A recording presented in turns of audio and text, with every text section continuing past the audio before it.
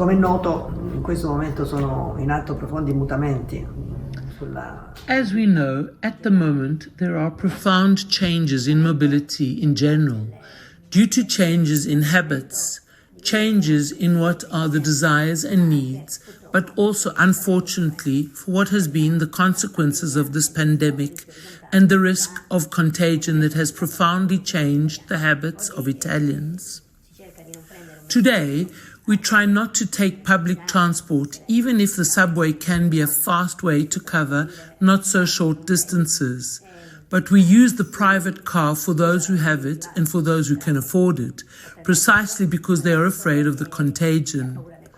This, together with the fact that young people are no longer or have no longer a great desire to have a car and prefer sharing mobility. They prefer to move around without constraints and especially without having the weight and cost of a private car. The use of maximum mobility services, which is that platform on which one can plan a trip and pay for a trip that will have various modes of public and private transport, for example, taxis or Uber and so forth. So today, there is also a different approach of motorists looking for solutions, where it is possible and where there are more eco-sustainable means of transport. So we talk about electric cars, we talk about hybrid cars, we talk about hydrogen cars. So, and moreover, we know that there is the moment of discussion about assisted driving and autonomous driving. Assisted driving is already a concrete and real fact. Some cars in the automotive field already have some devices such as automatic brakes, which serve precisely to avoid collisions or even worse, to hit pedestrians or cyclists or motorcyclists with a feared collision. All of these elements have led us to shuffle the cards a little bit in what were the principles, concepts and guidelines that we imagined could last over time. Instead, all these factors put together have reproposed the problem of sustainable mobility. We consider sustainable that which must be considered as safe mobility because it is the most important on social impact, as it obviously involves people's health and lives. The second point is environmentally friendly. When we speak of environmentally friendly, we mean a sustainability that is not only to say it avoids as much as possible environmental pollution, but also avoids noise pollution and polymetric pollution. Cars take up space, and we must look where it is possible to reduce all of this. So today it's better to act in several directions. We cannot think what with a punctual intervention we can solve the problem. We need to reconsider the cities. We need to talk about urban plans of sustainable mobility, because only through this execution of environmental islands will it be possible to respond to all the needs that citizens and motorists have. Le esigenze che I cittadini e gli automobilisti hanno. Grazie Guido, grazie per... Thanks Guido, thanks for this introduction. Certainly, during today's Green Talk, we have the opportunity to listen to people representing an opportunity to take stock of this transition to electric mobility. But where are we? We are in a phase of great challenge and similar to the one that Henry Ford lived 100 years ago, to make sustainable, hybrid and full electric mobility normal and accessible to a large part of the population. As we know, several times in the past, this electric technology has contended for supremacy with the internal combustion engine technology, coming head-to-head with each other on several occasions in the early 20th century, when these technologies coexisted on the market. As we know, the electrification came back into vogue during the oil crisis, but even then, they did not make the leap. The technology is not yet mature. Politics, in these years, has been pushing a lot in this direction, and in some cases more than the industry that is invested in important resources. And as we know, the player in this transition is China, It plays a lot on the shift of the primacy to the mechanics of this product, to the electronics of this product. To give an idea of the size of the phenomenon in China, in 2019 they sold 1,200,000,000 electric cars, almost all of which were domestically produced, and this is causing some concern. In 2019, China was the world's leading producer of uni-lithium batteries, covering 72% of the market. In the rest of the world, the market and investment are also growing. In Norway, electric cars account for 61% of the market, and some recent estimates suggest that electric cars will account for 32% of the market in 2030. Europe is in the field and firmly believes in the climate challenges, running to become the world's first climate impact zero continent by 2050. And this path represents an obligatory step, namely the production of harmful emissions in the exhaust gases of internal combustion engines, and those related to climate change, mainly carbon dioxide. This condition is often verified when the energy production mix is characterized by a low CO2 emission than that emitted by traditional combustibility. And as we know, this is the condition that has not yet occurred in many countries. It is important to know that 80% of energy production in Poland is still linked to coal, but it is the same as in China, the United States, and Russia.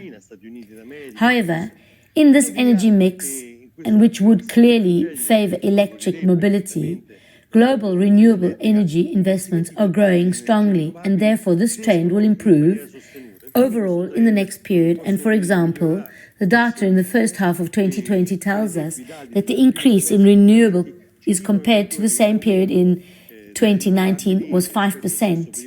And for the first time in history, in 2021, investments in oil and methane stations will be overtaken in terms of investments. It is no coincidence that the International Climate Agency sees in this technology the most important one, that is the one linked to the sun, which is being pushed today, also thanks to the technology that is leading to an economic convenience in the production of electricity from renewable compared to coal and gas. From this derives the first element of the transition that sees the electric car at the forehead of overall transformation from entire supply chains, and that this transformation is systematic, not only affecting the mobility chain, but also the energy chain, called to replace renewable sources with fossil fuels, but also develop transmission networks capable of absorbing this great change, not becoming the weak link in this transformation. The international market seems to appreciate this technology, even if the numbers are still modest. The price still represents a barrier, but it is estimated that in the short term, also considering the increase of the models in the market, these will lead to the progressive reduction also of the barrier. A recent announcement in the next year that there will be cars on the market that will drop below 20,000 euros, and this will somehow facilitate this transition. Obviously, the transition is not painless, as we will hear from many speeches today. All the technological transitions are once again asking Italy and its companies for great capacity to adapt to the technology that will be. Obviously, this leads to great opportunities that must be seized. Let's think of the bicycle market. We have in front of our eyes a mature market thanks to electrification, and many Italian companies are involved in this, and today sees the general value sector return to and take advantage of those transformations taking place also in the international market. The idea is to organize the Green Talk with Miglia to hear a little bit how the main industrial operators and representatives of the Academy and information world are moving, but also the institutions that are the protagonists of this process of the industrial and, above all, cultural refiguration of the country. This is what we will listen to in the various speeches in which they will recount this important passage, which is indicated by an initial news item, that of Istat. This year, it has included electricity mobility in its basket. For example, electric cars and single skates are entering our lives in a significant way. From the market point of view, despite the overall stagnation of the market, this segment also follows very important data. For example, from January to September 2020, the segment of electric hybrid cars scored more than 72%, and rechargeable cars, which are a subset together in this area, increased by 150% compared to the same period. Those who buy an electric vehicle today do so by considering plug-in hybrid vehicles first, and then electric vehicles, and then traditional ones. And this is due to the series of factors, certainly an incentive for both regional and national customers to buy zero-emission vehicles, even with the recent 110% deductions extended to the bar. They go in this direction. Surely a greater number of columns, as NLX will tell you, that are now widespread at national level, and certainly the third is a proposal of electric models that are increasingly wide and present on the market. From the point of view of the supply chain, on the other hand, we see our system also here on the way towards a progressive adaptation to this new technology. As we saw in the FCA Symbol Foundation report carried out in recent months to monitor the trend of the automotive supply chain in this direction of electric mobility. I remember a very important sector that generates a value of 105 billion and whose characteristic element made at a national level. We have a whole supply chain that covers the entire spectrum of technological expertise in all its segments of car manufacturers to those who make e-bikes and light vehicles, including motorbikes. We will hear from one of the important players of this energetic area in this electric sector, right down to electric buses. But it is in the components sector which we remember to be worth 45 billion. At the national level, that the heart of this supply chain is located, which is today reconfiguring all the elements, all the components of the cars to come. So let's talk about engines, brakes, electronics, components, right down to the bodies and battery packs. And from this point of view, we will bring the experience of Brembo, Metelli, Delera, Streparava, who are about to transform this new product into the product of the future. But also batteries.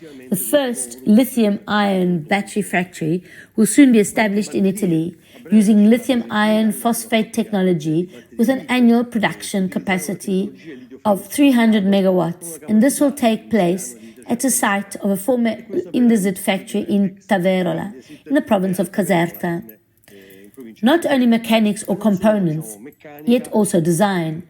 Our designers are practically all over the world, now rethinking the new forms of mobility that will obviously lead to a new range of solutions with different needs.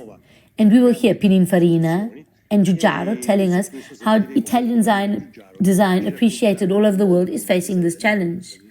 Obviously, there is no shortage of e-sharing services, utility bikes, and the most radical new solutions to the most advanced form of mobility. So a system that is very rich in skills that are distributed in Italy.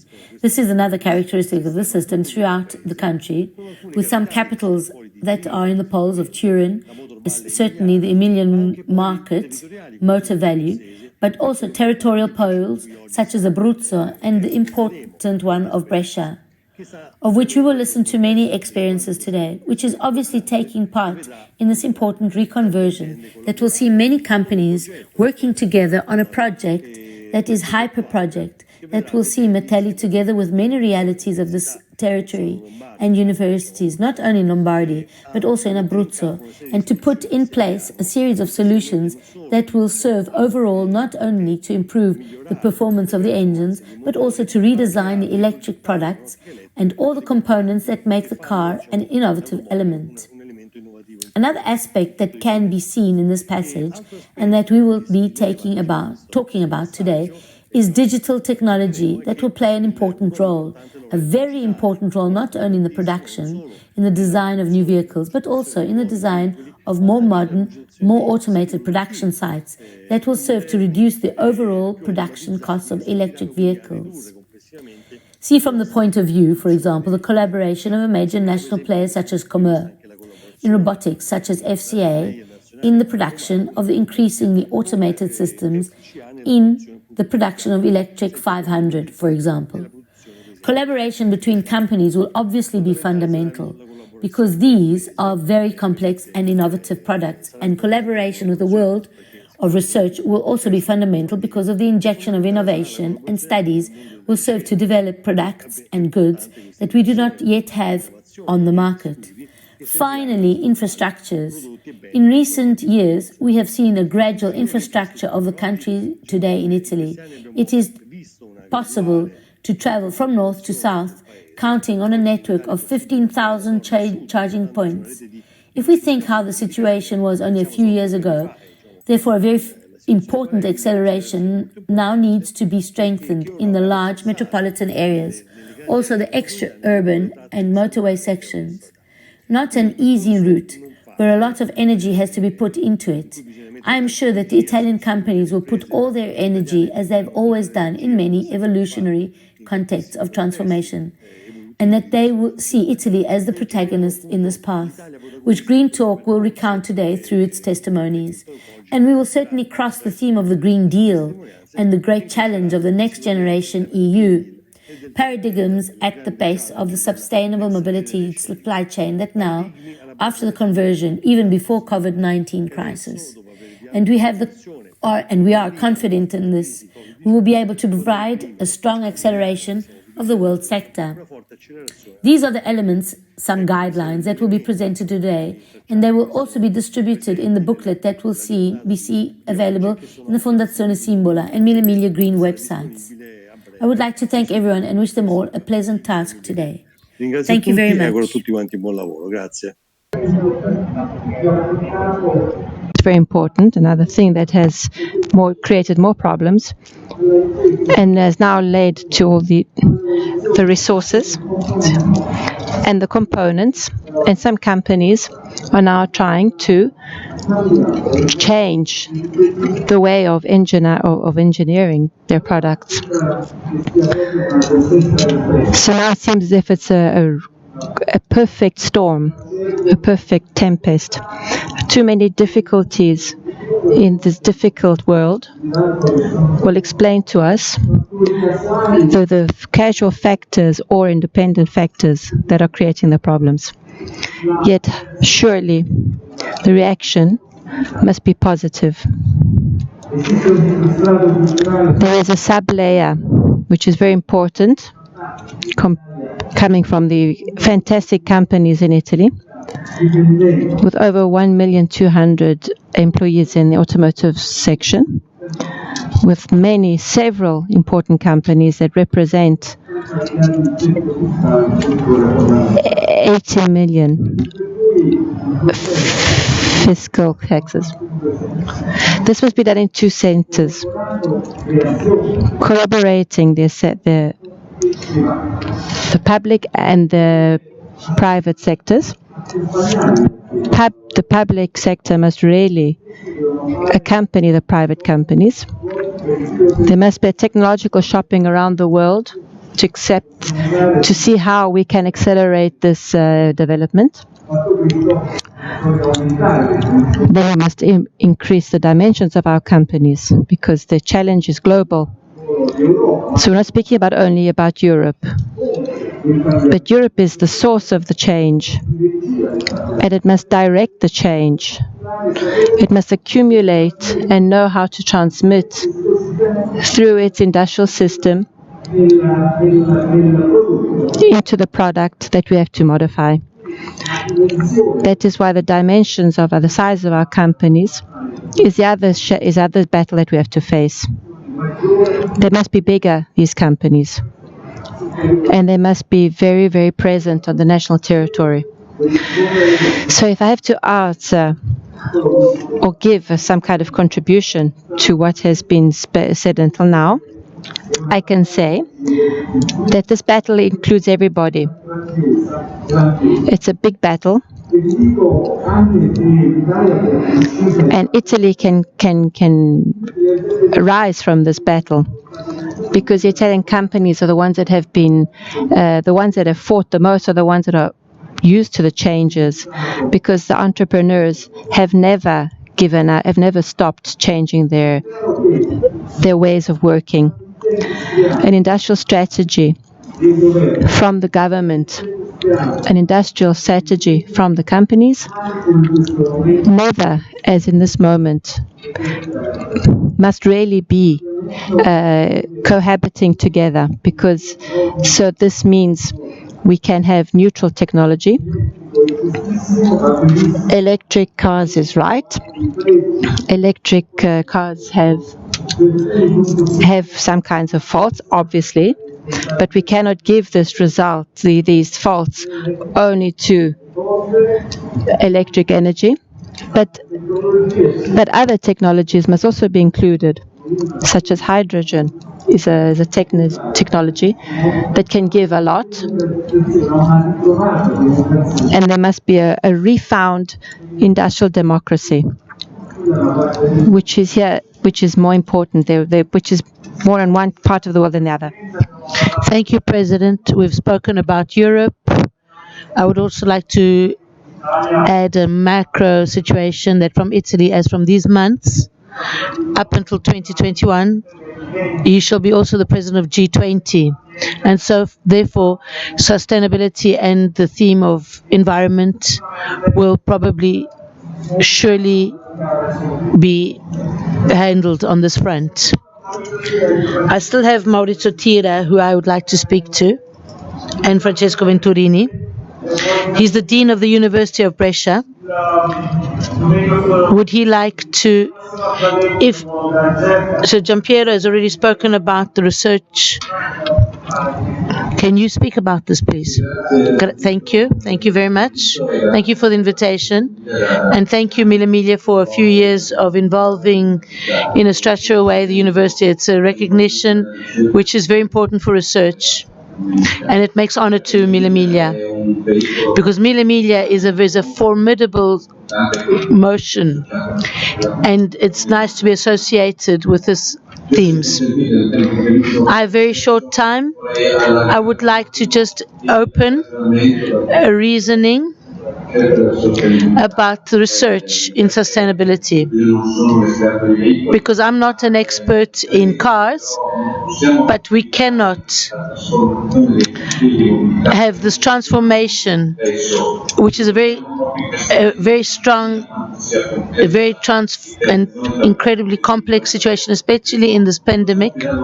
We can't only rely on the cars, on the private cars, or on the mass cars.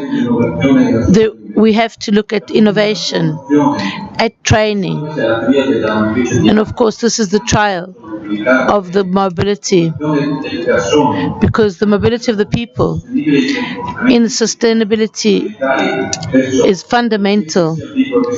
So whatever is at your availability, if it be your personal car, because you want to use your car because you don't want to use a public situation, we have to have this as the basis of the worries of the people. And so, if you can readapt the message from this point of view. The innovation in research, in the recovery fund that they're all talking about, I hope they mean that it's a consistent situation. We are, let's not even say it anymore, we're at the research of that public who is really taken advantage of financially. We need to have very significant investments in the research. As Mastino says, let's try to coordinate it ourselves.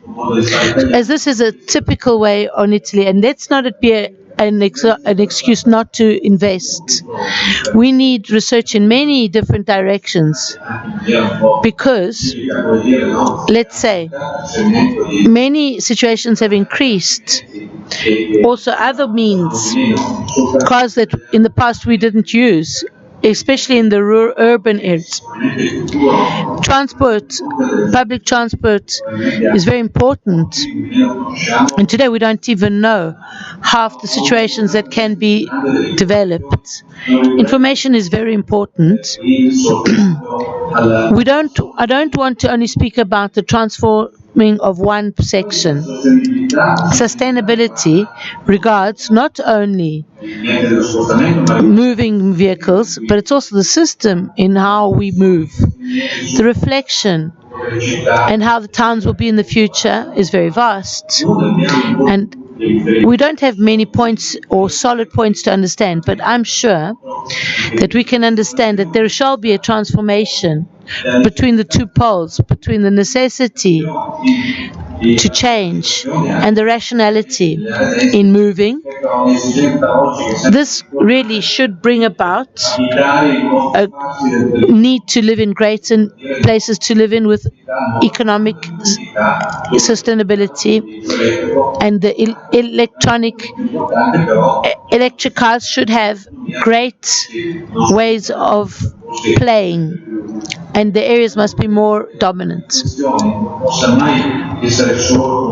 We can never only just concentrate on one section in one of the chains of all the elements that are being produced. In Brescia, the system is also the axis in Brescia and Milan are brought together by A2A mobility in Europe.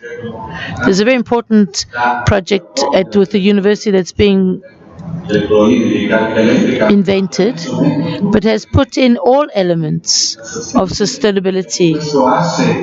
This axis must be an operation like Miglia that becomes a cluster and agreement of companies, of research engines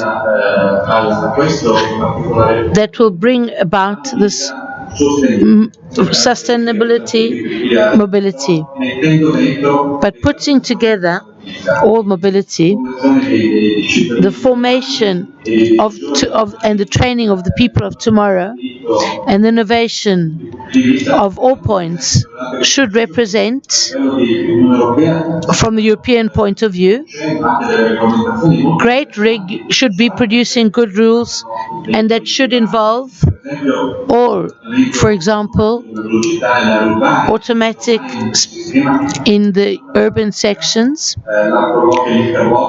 the auto-lock and interlock of how to drive, especially under the influence of alcohol. The companies, Italian companies, must offer an innovative vehicle from all points of views that will help, because something that is very important that Miglia is speaking about in their action is the safety. And this is a theme which is very, very important, and it's always in foreground. We must never forget that with our ambitious ways, it's very important to maintain always, in order to reduce the curve of fatalities. We hope that in Miglia will give rise to the strong impulse of mobility regarding also the university and the green and whatever else, and also in Emilia-Romagna, this sustainable mobility that will become a very complex system. Thank you very much. Thank you. Thank you, Dean of the University of Brescia. Francesco Venturini, Chief Executive Officer of ENG. Italy is ahead in the southern part of Europe for the electrification. But we also have to think of the routes of Miglia passing through Italy at great speed. Really, could we do this Miglia passing also through through Italy as in the electric section? Because over 300, 400 kilometers, a car cannot continue the road. So what is the challenge? I would like to thank Camillo from EMOB, because it is very oriented to trying to generate a new business for the group. not only in Italy, but also all over the world. Our first objective, let's say the phase number 1, is to cover Italy with charging stations, not extremely fast, because the objective is the capillarity.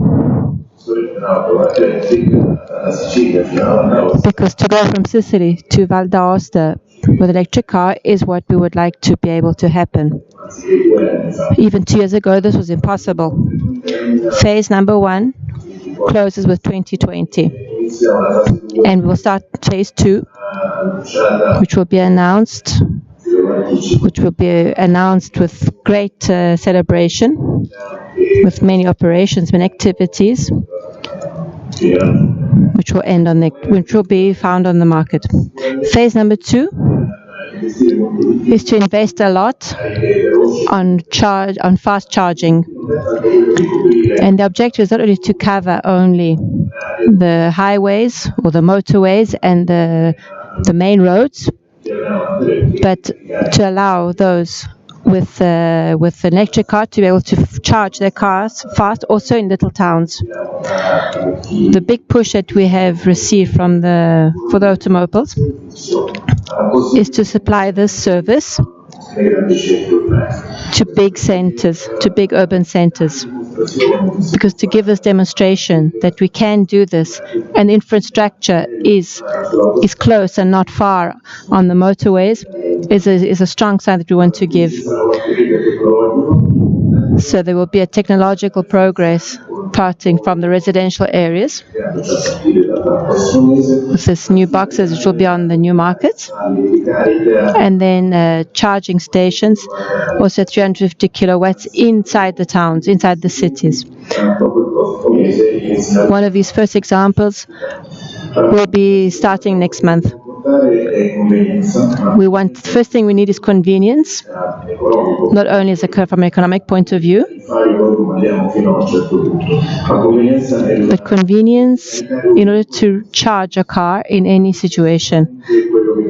This is definitely what is representing an obstacle now for the mobility. The third phase is expansion, meaning to be everywhere with the charging stations,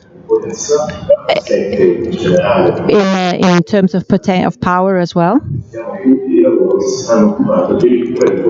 And we're trying to take these infrastructures to 900 kilowatts at stopping. So we need also the technology for these kind of charging stations, because it's not so simple to recharge a car.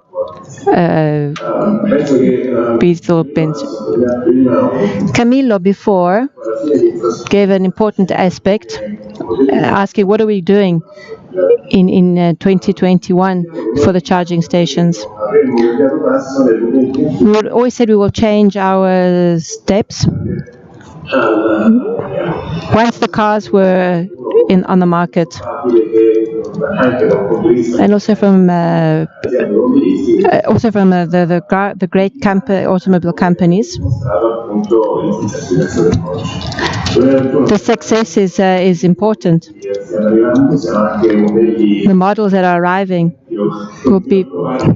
The models will be for real electric cars with internal propulsion. I think that Italy already in 2021 will show that it is at the top levels, also European levels.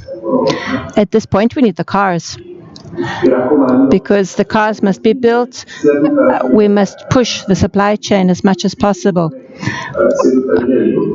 for those who build the components, to relaunch in an important way these cars on the market, because for the moment we need the cars.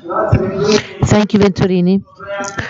I have many things to still ask, but of course time is not at our head, and I don't want to eat up other time for other people, for Massimiliano Del Barba of the Corriere della Sera. And I thank you and leave the stage to the next session, which is Smart and Sustainable Mobility, which will speak about a few sections that we've been speaking about, but how the market is very disappointed. Thank you very much. Thank you very much for being with us, and have a good green sustainability. Thank you very much, everybody. Thank you very much. Thank you very much. Thank you, Guido. And I'm passing on to you. So, the second part of this talk, I'm Massimiliano Del Barba of Corriere della Sera. I handle technology innovation and also local economy. Okay. There are two panels. The first one is for the vision of material and inside the companies to understand what their strategies and challenges are from now to onwards, and what they're planning on putting forward. And Paolo Scudieri was saying, president of that there could be a risky storm because the market is running through, and it could just be a quick atom when they get out the security chain. So it's very important to change and to see that the scenario has changed, and from nothing a huge mobility has formed. And this is very important also to the aesthetics. The first panel shall be probably completely digital, done for Fabrizio Giugiaro, who is a designer. I'm inviting him onto the stage. Then we have Giuseppe Bonolo, Senior Vice President of Pininfarina. Franco Cevollini is the Chairman of Energetic Motor Company. And Masso Panzeri, Chief Executive Officer of Atola. Very interesting panel, because you don't only speak about cars, automotives, but we speak of 4 wheels, we speak of 2 wheels, also 0 wheels. Understudy, but also in investments.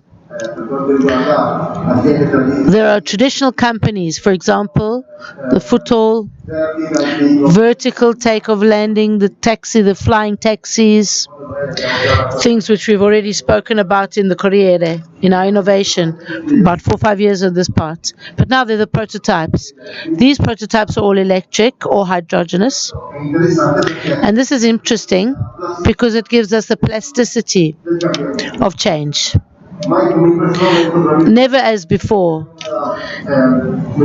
is there a parallel between the old way of understanding and the new way, the convergence, technological convergence of digital.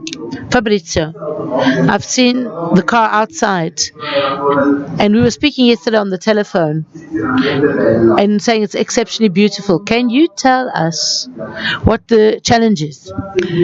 Thank you very much for calling the car beautiful. I don't know. Let's say it's very spectacular. The challenge now that I have accepted from Miglia Green is to show that from our foundation, the new foundation which founded it in 2015, we've done some prototypes. It's very solid.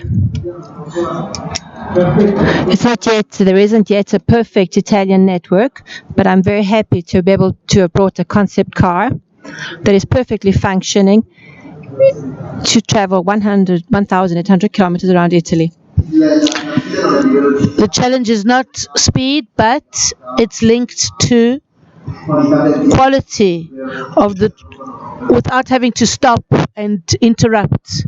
There's a lot of technology, but there's also a lot of design. How can these two things go together? We are used to seeing cars with a beautiful bonnet and the engine, and this is the model that we have in our minds. How much work in design, fantasy, and ideas is changing to change our way of thinking?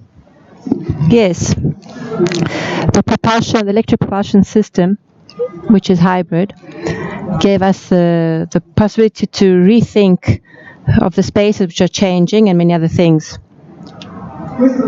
This car that I've brought seems very traditional, but it is because the most efficient shape for this project. It's what this project had to show: a transversal car. Because this car, if we have to compare it to a Ferrari or Lamborghini, goes completely electrical on every territory. So this apparently seems traditional, but because the logic of its function is how it works. A space for 2 people. So only 2 people who can sit, so it's aerodynamic. And a long part in front. We need to think and to make the effort. When I'm in front of a new technology, also to apply a new design, because the dashboard is very near. I was looking at the current electric scenery, and I want to give a different sign from all the others.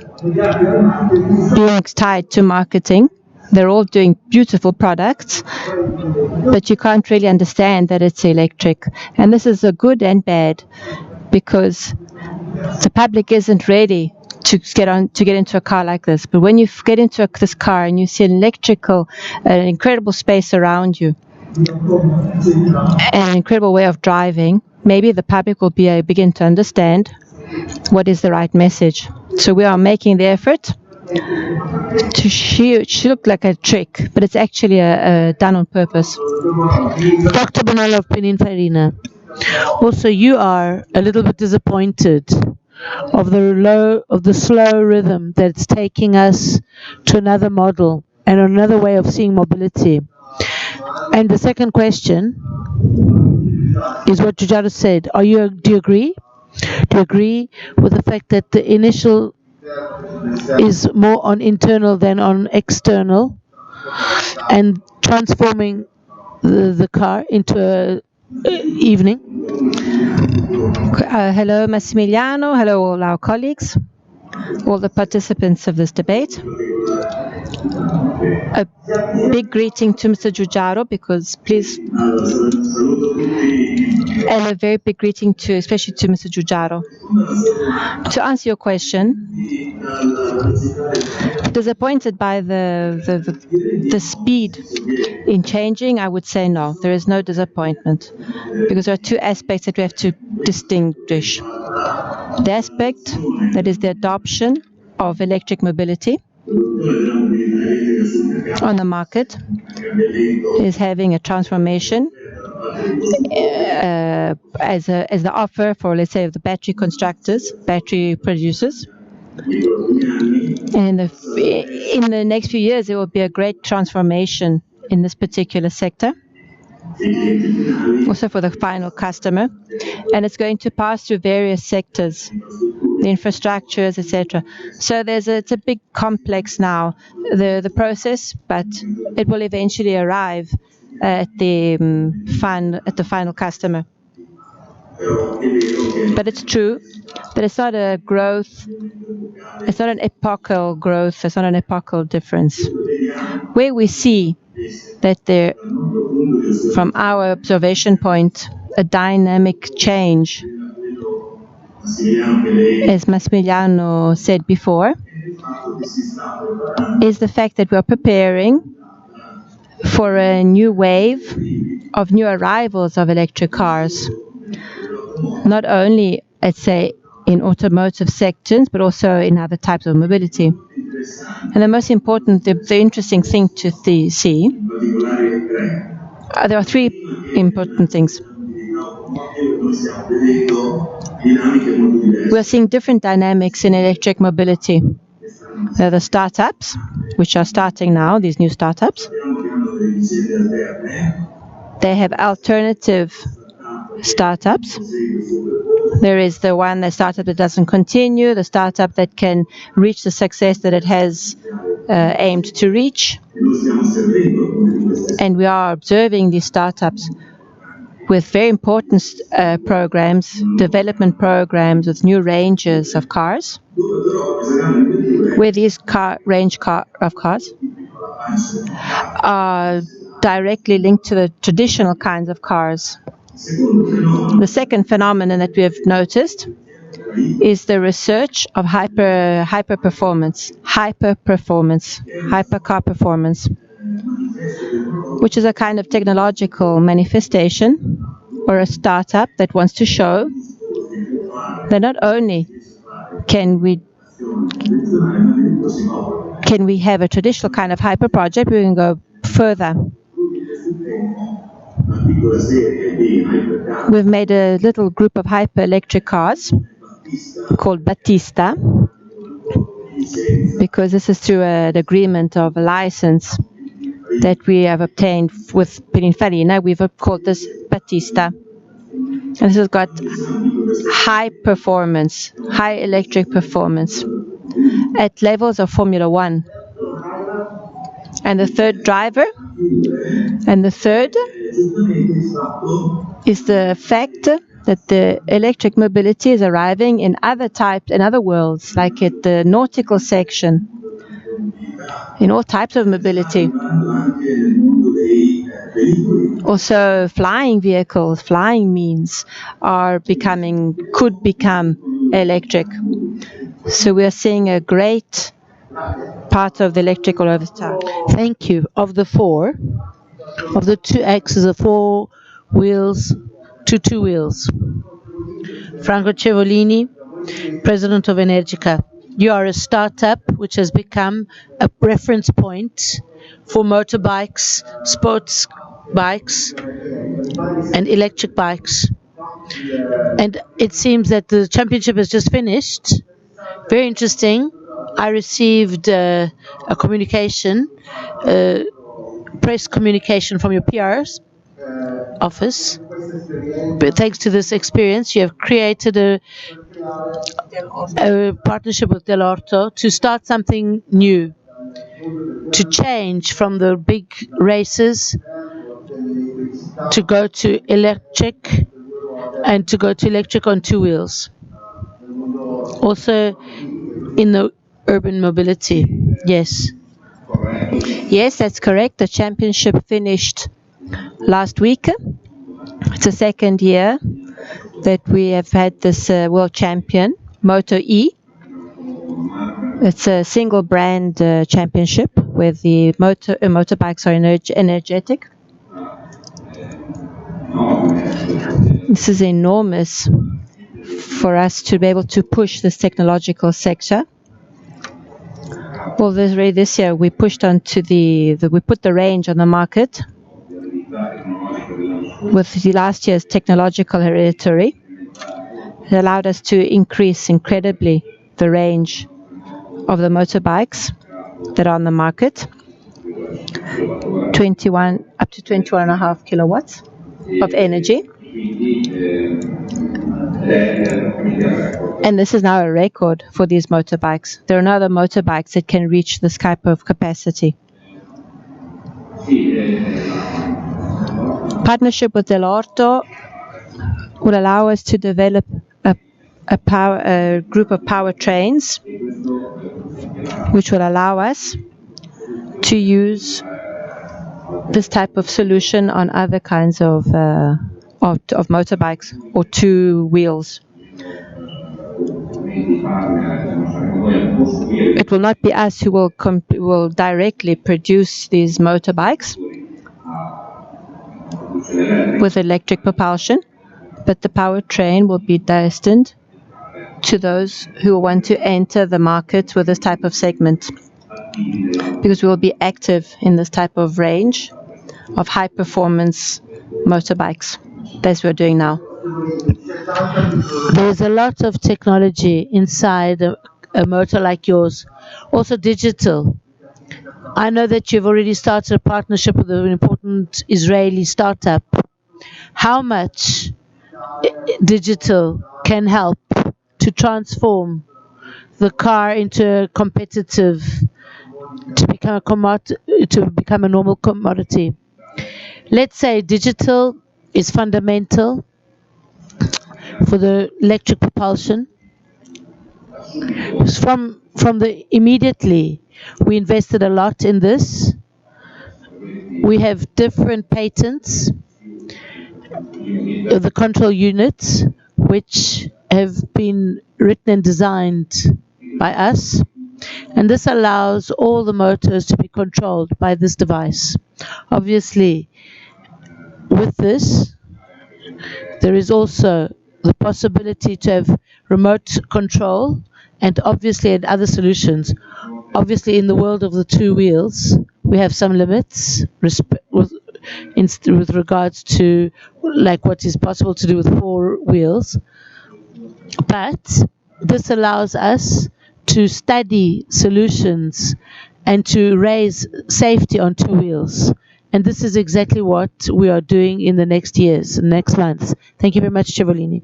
I shouldn't say it because we are in the world of the four wheels, but for the passion of cyclists, I must say 2 years ago I was on the telephone in Milan with one of your competitors. I'm speaking to Massimo Panzeri, president of Atala. And your competitor was telling me that they, almost for joke, created a small line of electric race bikes. And we were all shocked and scandalized. We're not behind, we cannot keep up with the orders. What is happening to the bicycles? Well, actually, it's a story that comes from the past because concerning Italy, it's a market that is increasing incredibly. It's exploded in the last few years. But for those who exported, and we were one of those who exported these bicycles to Holland and Germany, etc. And in Italy, we started objectively in 2008 with these electric race bikes. In the last 2 years, there has been a cultural change, which is going in two directions. One is, let's say, the bicycle using from commuting from home to work. So this didn't exist in Italy because we need the bicycle paths, we need the bicycle lanes, which we don't have in Italy. And so this was very reduced in the past. And the other one, which is now with the revolution of electric engines, now for the software and the hardware, which has improved incredibly in the past few years. There's the sports part now, so now the race bike and also the mountain bikes. So this has brought a product which is very incredible because people must try it. If you try it, you cannot not buy it because it's really an incredible product, electric bicycle. It brings the family and the sportsmen, the children who want to go around with their families, to be able to do difficult paths, difficult routes. The bicycle in itself is a product that is easy to use. But now here we've had a technological change, the possibility to give a product that is really fun to an enormous audience. If you go to a shop of bicycles in the last few months, all you can hear is, come back next year, I want to try my bicycle, and they said, we'll speak about it in November. Is there a boom as well, an economical boom for you? Yes, well, there was a growth, an important growth, progressive growth that has been taking over in the past few years, and it's been controllable. It's quite negative for us because it's something that gave us a very positive aspect has been the social distancing thanks to COVID, because people now are using bicycles more. They are maybe they are doing sport more, or they want to stay distant from others. So they are using bicycles more. And objectively, this has helped us a lot in the last period. A stronger phenomenon, which was stronger than before. So now objectively, now we cannot find the product. The product is not available. Normally I have a stock of at least 25,000 pieces, but now I only have 300 left, and I have orders for the next year. And so the warehouse, unfortunately, and what we produce now exits. So what we produce, we sell. Now a warehouse doesn't last a year and a half anymore, because what we produce, we make. But this also, we've also noticed that who buys uses the product. So this could remain as this growth may not be stable for the next few years. Bonolo, I'm coming back to you just quickly, just for a flash. Today, design has become almost an instrument, a strategic instrument. You speak about thinking design inside the companies. We speak about, we're trying to use this silos hierarchy. And so, let's put humanities inside the services of innovation. What is your role? Have you noticed this return to humanities? Yes. Yes, flash, as you have said, we've noticed it, yes. And let's put it in the center of all that is our center of our design, physical and digital. Because what is happening with this electric mobility in particular are two things. One is quite recent. Who starts? Our clients, our partners have idea of the monodigital. They can't do without it. The second is in the automotive world, that thinks of technology and the autonomous drive. It starts from there, so therefore it has to be included, of course, in its definition of experience by the users. We start from the user experience, not only from the products, obviously, the digital, but also interaction for safety. For example, we made a domestic wall box for domestic cars. We are using new experience in this field because it will change the relationship of the service. It's a service that changes. We're changing the service to the users. What is physical, what is remote in a simulator is changing. We have designed situations which are not being used, and we are using them with demonstrations with our clients, but these technologies are supplied by our partners for instrumentalization, and they're seen on big screens to see how the machine works and what information it brings about, and to see the condition of driving. This shows that this is changeable. So for us, experience is fundamental to make all situations rapid.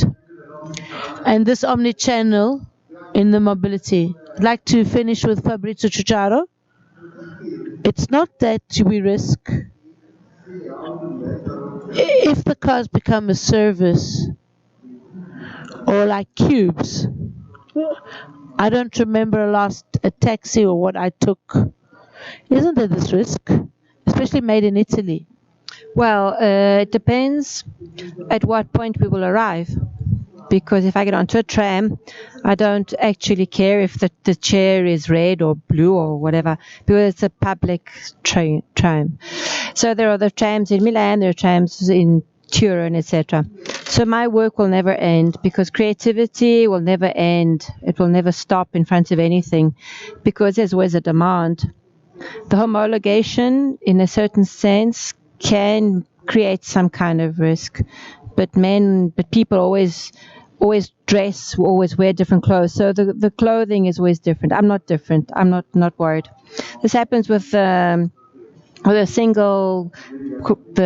single means. Yes, well, there's always a design that we have to create from morning to night. Thank you very much to our 4 guests who have been here this morning. Now we're going on to the second part of this discussion, of this second part now. And have a good race to all of you, especially for the bicycles. The second moment now of this, the second panel, I would like all my guests to come onto the stage. Giancarlo Dall'Era, who's the chairman of Cromodore Wheels. Sergio Metelli is the chief executive officer of Metelli Group. Paolo Separava is the chief executive officer of Gruppo Separava. Anna Tripoli is the president of Young Entrepreneurs from the Confindustria in Brescia. And Roberto Vavassori is the director of business development of Brembo.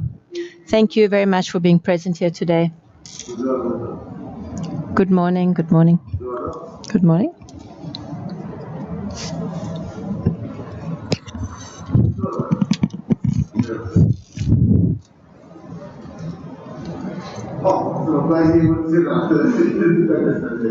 I'm almost good. There's a question in the market and there's a strategy in Italian industry, especially in an important cluster, for example, like Brescia in the automotive world, but also North Italy, Torino, in its great tradition, and the Motor Valley in Emilia. It's a noted situation that the world is changing, market is evolving, the pandemic has accelerated, if not completely changed, the perspectives that the big companies that were analyzing have told us. There's great data that is very, very important, which is hanging on our heads. 30% of the automotive cars is less. Already last year we noticed a slowdown, and we thought that in 2020 there would have been a greater situation to go back to normal. Operation. I'd like to start with Giancarlo Dall'Era. You have a company here in Brescia, you are international, very modern, also in the Czech Republic. You are inside the great chain of automotive because you start from us and they arrive in Germany. What exactly is the census? What is changing? I'm speaking about electric, but also mobility, the service. What is changing in the perspectives of the new generation? Maybe they won't have an automotive car of their own property.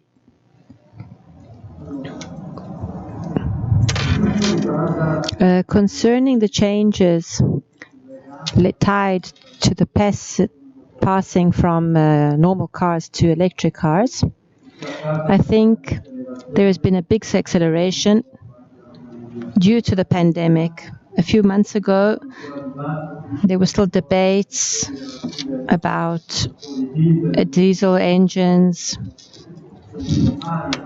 which were, let's say, equal to the emissions of electric engines. Now I think the push to this green mobility is extremely, extremely important. This is mainly because for Europe, because we see the builders, the German producers that want to recuperate or keep their leadership, their technological leadership, have started big investments on these electrification process. We have the Volkswagen Group, the BMW. 4 or 5 of the most important German brands have invested more than 70 million euros on this million. All the car companies have declared that by 2025, 40% of their production will be electric. This means that obviously an intervention from the supply chain will sustain this kind of development. There is a lot of interest from the producer to enter the process of the primary supply ship. supplying. Because now it is important to understand the supplies, the raw material that they use, that we use aluminium. The constructor comes and sees how many kilograms of CO2 is produced in order to have a kilo of primary aluminium, in order to lower the level, and in order to have sustainability. The average, just to see how important this process is, 16.5 kilograms for every kilo of emissions. Some have put a limit of 7 kilograms for every kilo of emission. So obviously, now we have to go and buy the raw materials from suppliers who will be able to reach this goal, that will be able to have this kind of objective, and also obviously the natural gas and not the carbon. This means that the buying cost will have to be higher. It will be higher for those that are creating the aluminium than what is happening now. Now the process, even more detail, how much power is used, how much is consumed, how much are you able to reduce and to... So you are saying actually sustainability is now competition, okay? So now we are at a level of competition, the sustainability. Who will be able to keep everything lower and to have everything carbon with lower emissions by 2050. The CO2 by now, today, 95 grams per kilometer, must be reduced in 5-10 years to 82, 83, and below 60 per kilometer by 2030. Exactly where are investments going, Bossoli? Behind the circles of Cromodora,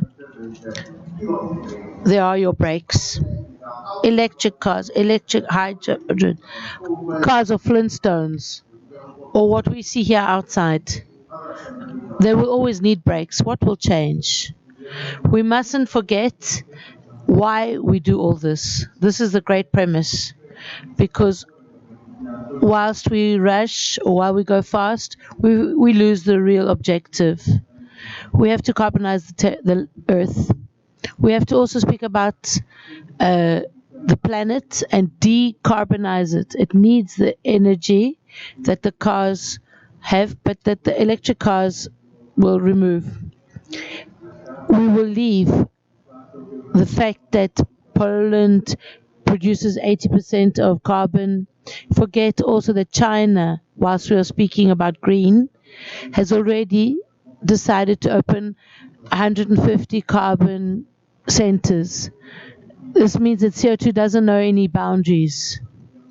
In Europe, we must have rules and competitive rules, but competitive rules for the good of Europe and its companies. We are delocalizing in pollution. Every time I speak about this, I've done 200 kilometers with electric. I always have to take these little gadgets with me. These gadgets remind me of the geopolitics that Europe is giving away to the Asiatics. From the mono to electric, from my cars, the hybrid cars, there are thousands of objects like this in every car that we have in Europe. There is a geopolitical dependence that we are giving away to our Asian friends. The constructors, like Giancarlo, they work for the same suppliers, are signing tens of thousands of contracts to assure these little gadgets. However, unfortunately, all from China. We break, as in break all. But the most important thing is to reduce the CO2, and to reduce the CO2 is a global situation. And if our principal competitors like America and China don't do the same thing that we are doing, then it will be a problem for Europe. We give Tesla to their first cars. We supply the Chinese, like we try to stop Batista, like Bonolo said. Whatever the motorization will be, we will be there. We will evolve the brakes. We will not only electrify the powertrain, but we will electrify every part of the vehicle with greater software. But remember that a high gamma vehicle contains software of 2.5% more than what we're using at the moment. There are chips in the wheels, in things that in the past were science fiction. Our software security is now higher than the aeronautics. It's because we are embracing this street. So in the international road, let's get back to it. So if I must think of an automotive or the industrial excellence, maybe because I know you for many years, I think of you as Streparava, because you are a company which is right inside the supply chain as an important supplier, and you have very important partnerships that you are making, which diversify your tradition and your normal. But you've also done a very important investment about a year and a half ago, on a vehicle which could be a multifunctional chassis, which is good for autonomous drive, for everything, etc. Are you worried about this change? Well, thank you for the compliments. Thank you for the compliments you've made us, that you've given us. Let me just say something that Vavasori said. I don't think there is anybody in the world that cannot solve a problem that they do not know. So this electrification at all costs and preoccupied interventions for the car-changing stars are all right. But the most important thing is to solve pollution. If it's true that 15% of the pollution is endothermic engines that cause the pollution, now what can we do in Europe? Dalera very well said that we have to think of the supply chain of sustainable processes, decarbonization, etc., and of DCO2, and all this process. And Vavasori said that there's this big preoccupation of the electric current in order to make the cars work. What happens is that we pay at the end everything. The person who pays at the end is the citizen. It's very important that we try to solve the problem of pollution through electrification of vehicles. And then my speech now is on the side, because we must really think about this. Now today, Euro 6D engines are extremely efficient compared to any kind of technology now, as is in 2020. These engines cost less, they pollute less. Instead of giving a lot of electric incentives, we gave incentives for Euro 6 engines, but this is something which is now not thought of at the moment. We would have a much lower pollution now, because a diesel Euro 6 car costs much less than an electric car. Now the manufacturers are investing millions and millions, and I hope that they will all be right, because when you arrive at the point where everything will be a problem with pollution, we will all have paid a lot, but there will not be any solution. Now it's also true that we cannot change from 1 minute to another. To make a chassis like you've done, a robotic one, takes 7 years. How much is this technology for everybody? I'm not so prepared, unfortunately. I don't want to speak without knowing. It seems that we don't produce electric cars, that there is a problem with electrification. How long has the diesel 8 engine been existing? We've been producing cars for hundreds of years. How can we think that the software, the digital, everything can reduce and the complexity in such a short time? We need time, and thank you that, and it's important that there's electrification. We must be careful and be aware and responsible, because the world that we are constructing now is what our children will have in the future. We invested very much on the chassis, which is a digital chassis. We call it a skateboard, jokingly, because it is an object that allows you to be mobile in various ways. The base of this object is more technologically called Cortex, and it contains all the technology and sensors and electric engines and processing units of all the systems that will allow the vehicle to be driven autonomously with an initial rate of 4, which will then overtake the other levels. And this will be,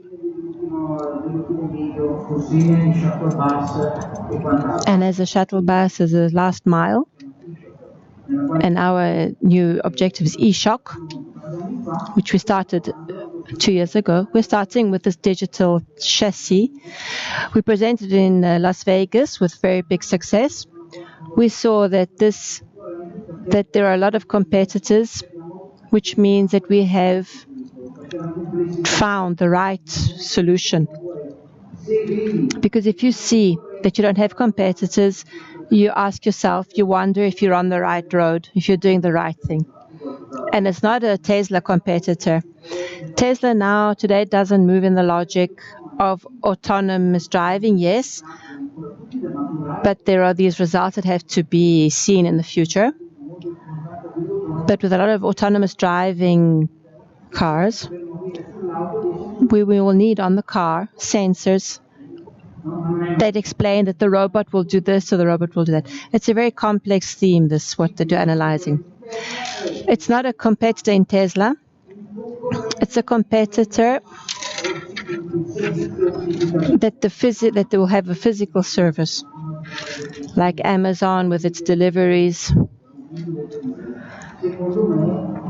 According to me, it's not even, there's no competition, because today the light cars, the light vehicles, is in a counter trend with the Gero kind of vehicles, which is pushing a lot. All these Amazon deliveries is moving the model of smart sitting in the side of these vehicles of autonomous inner traffic is at the same time dense, and outside it's dense. Meteli, you are also inside the supply chain. Is there a problem of competition with partners, foreign partners, because we are averagely small as Italy?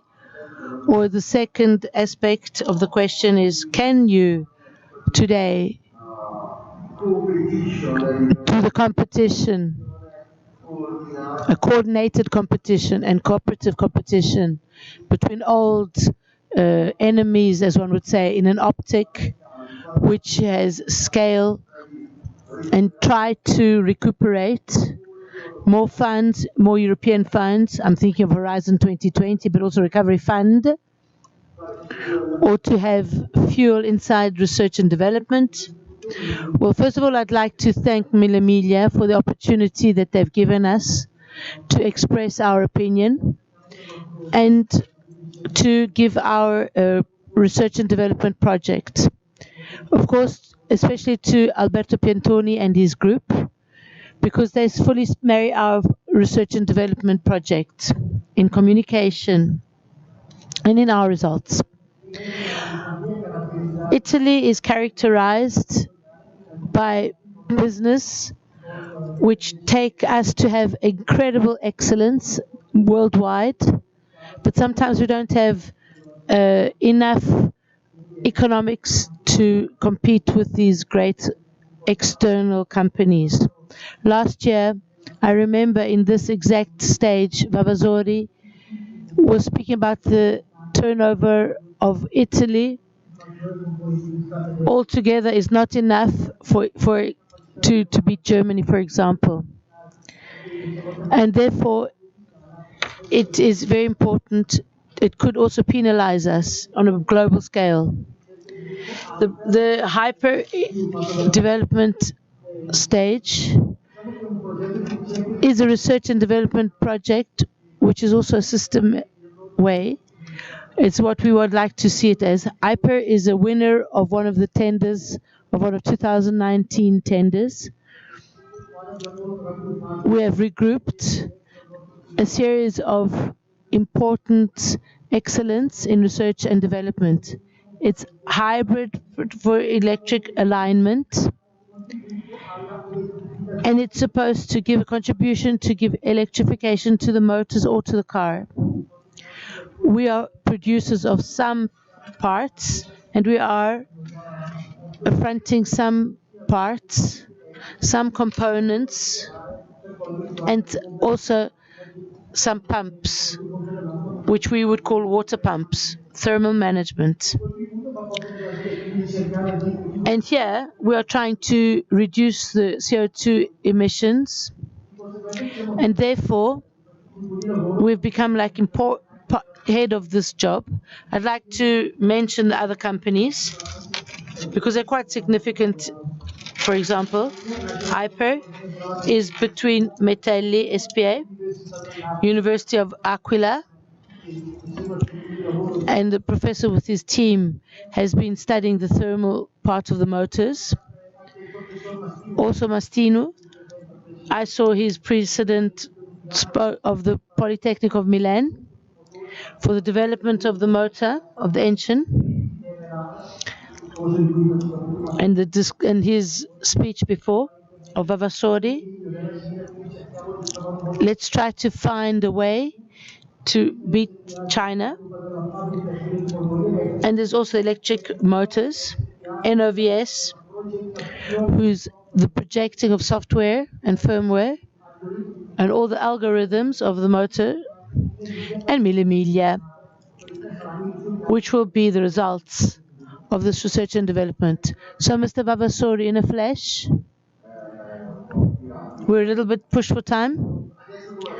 Now, or never as now, is better to start again the company networks. That's what I was saying before about this project. It's technological, and there's a system that we've been able to put down on the table. This excellence of the manufacturing and universities in order to go beyond what a company can produce. So trying to make and put together the skills of each of the specific departments in order to be able to create a product.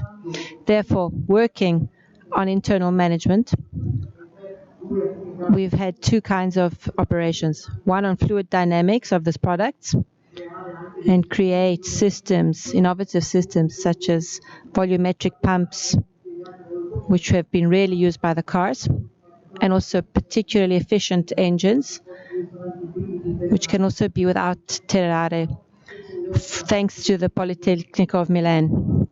And they're giving us a hand. And being able to put down on the table in front of everybody these skills and this competence has led to a contribution and a very interesting development. Here we have Aldo Bonomi in the hall, who has also been, when he was the president of Confindustria, this is something that he was talking about. I would like to end with Anna Tripoli, who's the president of Young Entrepreneurs in Brescia. Yesterday I was talking to someone on the phone in Zurich with the vice president of IBM for Europe, and especially the head of the research for IBM in Europe. And they're going to develop, now we're going to show with the Corriere della Sera, I cannot spoil anything. They're going to present 5 big goals, big objectives, which IBM is going to continue in the next 5 years with industrial partners. 5 technological aims, which are industrializable. One is for mobility, a new model, a new battery model, which will untie the hands from being dependent on lithium. And so this will be something that will help us from the Asiatics. This is something to say. Things are changing. Technology is disruptive. Who would have said that in 15 years we would have changed the ways we are speaking to people, the ways of working? You young entrepreneurs have the task of understanding what's in the air in order to change the direction of the companies that have a tradition, that have an important legacy. What is your commitment? Yes, well, first of all, we'd like to thank you for the invitation. At this point, I would like to say something to speak about something that Mr. Daleda said before. Sustainability must also be a lever for competition. This must be the starting point. Because if I think of what the Recovery Fund is asking, we have plans that are sustainable, but that also promote productability at an ecosystem level.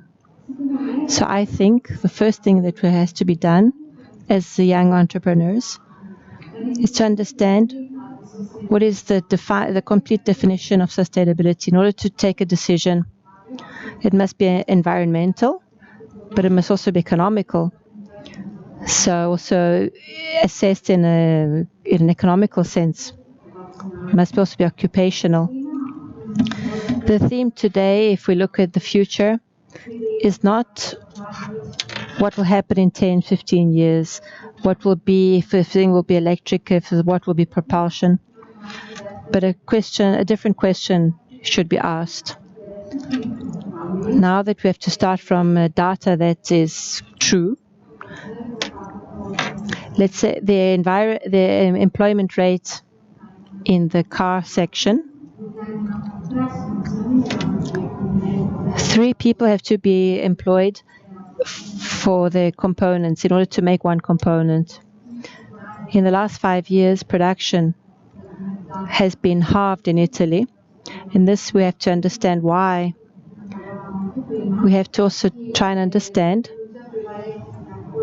if the prevailing technology in the lithium batteries, and this is why we need new technology, will lead us to complete independence from China, which now has 80% of cobalt and lithium mines. So the question that should be asked, how will the technology, and in the long term, how can we give a long-term contribution at a European level? We have this level. In Italy, sometimes we go around the question, disincentives for the electric cars, also to lead to the final product. And this we've seen also in other types of sectors, such as plastic. So the drinks that contain sugar. We should not go around the question. We should try and understand in which direction we will take from this point of view. Italy is not a disruptive country. For the kinds of legislative, well, let's say we are conservative, but we cannot throw a ball and then see how it goes and then try and correct the aim. We have to try and understand also in the electric section that cars are coming up as mushrooms, But the problem is also how can we park these cars? Also for the safety of road safety and insuring these cars, these are all things that we have to understand. And the efficiency of transport, of public transport, the crowding at commuting times, and the private part, the private section that is using 1.8 million. It's right to be innovative, but we must also have a long-term analysis of where we want our technology to take us, and that maybe in the future will be different. Is it a technological question, or is it also an organizational question? You young businessmen, young of dynasties, you have the managerial position and the managerial job to modernize your companies. The most important thing is to be responsive. It's quite a challenge, isn't it? Yes, it is. It's the reason that I'm here today, is to speak about a 3-year project which we have embraced with Miglia, and I would like to thank the organization for this opportunity, is to invent a table where we can, if I can say, make Brescia a smart city.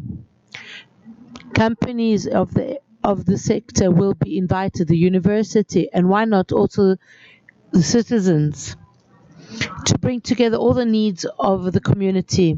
And we would like every year of the Green Talk to present the results of this table that will then be the translation of concrete projects which will have been emerged. Thank you very much to everybody. I would like to have made many more questions, but we have arrived at the end,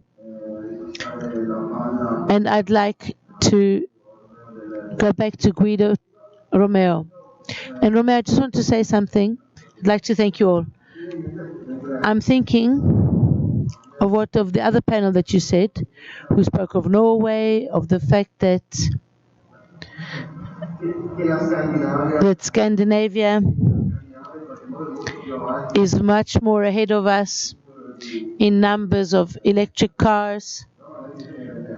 But maybe we should also remind everyone that the reason is due to their high incentive to buy these models, because Norway has the greatest public investment fund, which is invested because of petrol. Thank you, Massimiliano. Thank you, everybody. We would just like to start the conclusion of this wonderful morning. It's been very stimulating, very important. I'd like to invite Franco Gusali-Beretta, and we have Ermeto Realace.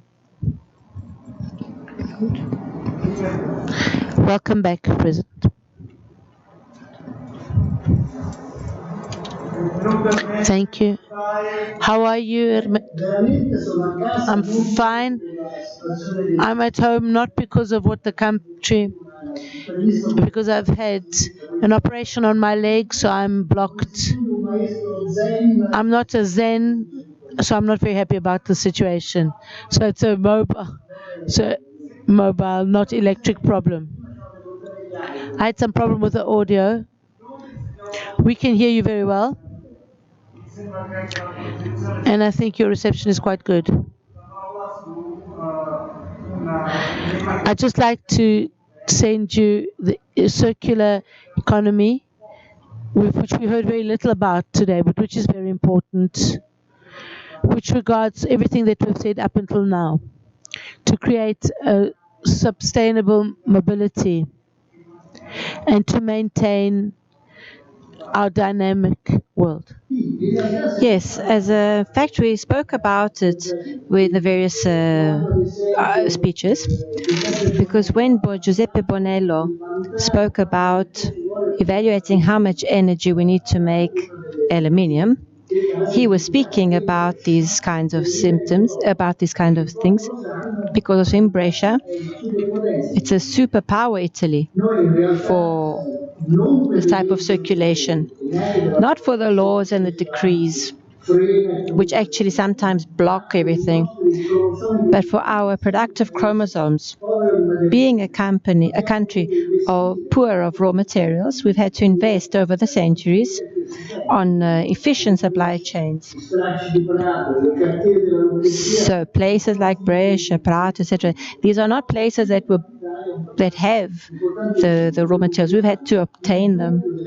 We have to obtain the double of the raw materials as a European average, much more than Germans, for example. And this allows us to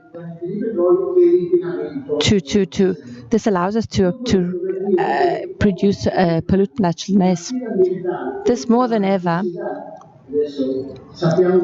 we know that the price that we paid for COVID has really increased a lot pollution, especially in the Pianura, the Padana area. This is now a real way to increase our companies. I appreciate a lot that that Mr. Beretta and Bassini said before, not only for Miglia, but for the pride of Brescia productivity. It is a theme that Bonomi and Piantoni, we've spoken a lot aloud about before. It's the heart of the problem. In fact, I'd like to see this from another point of view. I believe that electric is the future. China tells us this, something that we've understood, even if we have to give them less possibility in China. The work that we've been done in the years to understand how Italy is moving in this section,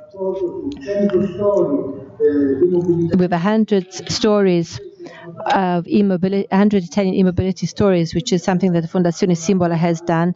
We have collaborated a lot for many years. No, this is not the future. This is something that we've understood.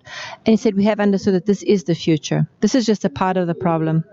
Because in reality, this challenge is very competitive.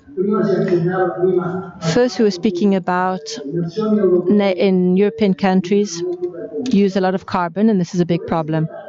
I'd like to say, though, that in America, Trump conducted his last election campaign pushing on American carbon. He's made various measures for this carbon.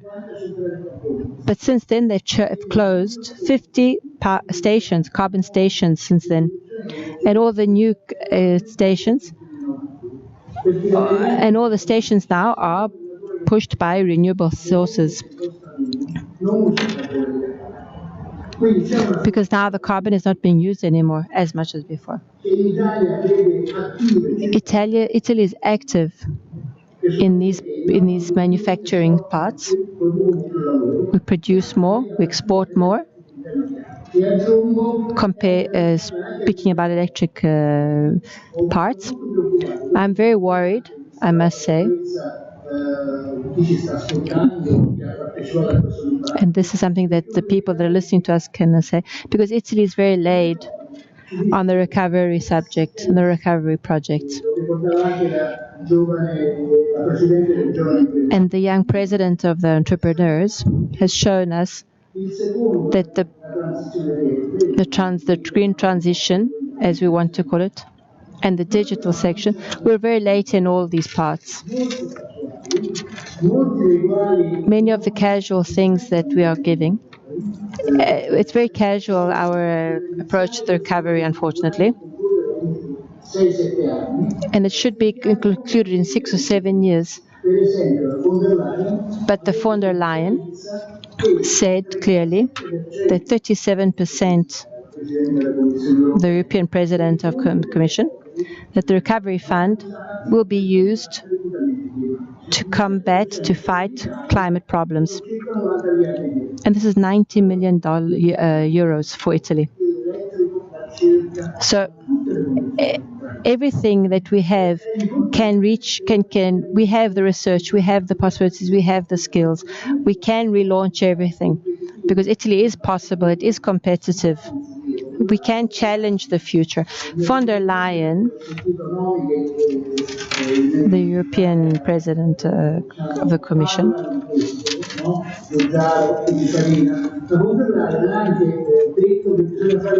von der Leyen also said that we have to make Bauhaus, a European Bauhaus,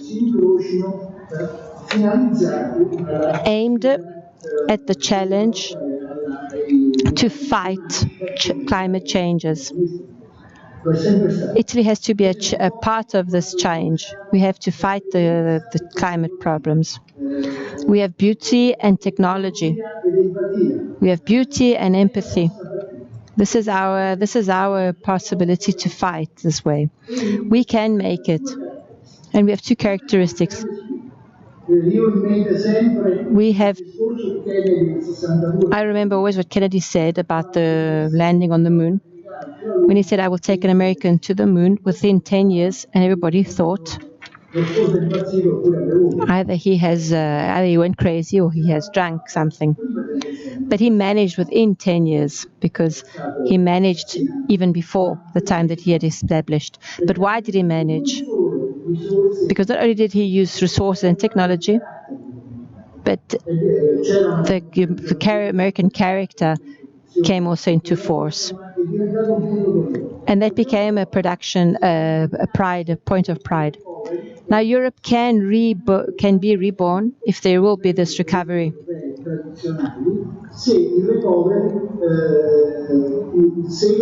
If the recovery follows this road, such as pride and possibility and skills, we can make it, and especially Italy, because it's a very difficult moment. As Pope Francis said, worse than this crisis is the only possibility of wasting everything. But we have a warm heart in Italy, not only the algorithms and the mattresses and the technologies. We also have passion in Italy. And this is very important for Miglia. Franco Beretta Gusali said very well in his introduction, Miglia is a part of the history of Italy, the pride of Italy.